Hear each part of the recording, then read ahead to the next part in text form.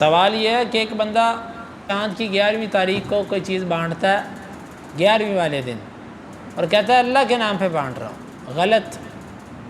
اللہ کے نام پہ بانٹنے کے لیے ایک دن کا انتخاب کیوں، اور وہ بھی ایسا دن کہ جس دن میں لوگ غیر اللہ کے لیے کچھ کرتے ہیں، بدعات یا شرک کرتے ہیں، اس دن کو منتخب کرنا یہ جائز نہیں ہے۔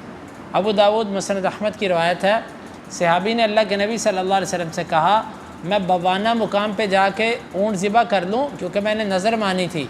آپ صلی اللہ علیہ وسلم نے فرمایا کہ کیا تو نے وہاں پر جاہلیت میں کوئی ان کا میلہ تو نہیں لگتا تھا، ان کا وہاں پر کوئی بت تو نہیں تھا؟ کہا نہیں۔ فرمایا پھر اپنی نظر کو پورا کر لو۔ مطلب اگر جاہلیت میں بت ہوتا، آستانہ ہوتا، غیر اللہ کے نام پر کوئی چیز ہوتی اور آج وہ ختم بھی ہو چکی ہوتی تب بھی جائز نہیں تھا، تاکہ کسی کو یہ شبہ نہ پڑے کہ یہ اسی پرانی یاد کو تازہ کر رہا ہے۔ گویا کہ اسلام ایسی چیزوں سے ہمیں منع کرتا ہے جس میں شرک یا بدعت کا شبہ ہو۔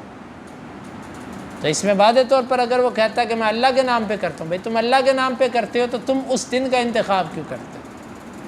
تمہیں اس کے علاوہ کوئی دن نہیں ملتا؟ لہذا یہ عمل ٹھیک نہیں ہے، اس کے اندر بدبو ہے بدعت یا شرک کی۔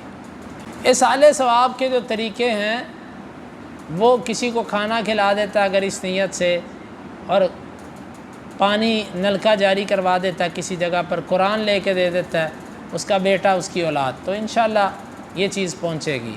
لیکن اپنا عمل جس کا بدن سے تعلق ہوتا ہے، یہ دعا تو کی جا سکتی ہے، باقی اور اعمال یہ حدیث سے ثابت نہیں کہ اس کے لیے کیے جاتے۔ قرآن خوانی اس کو کرنا، قرآن بخشنا، اس کی طرف سے نفل پڑھنا، یہ ثابت نہیں ہے۔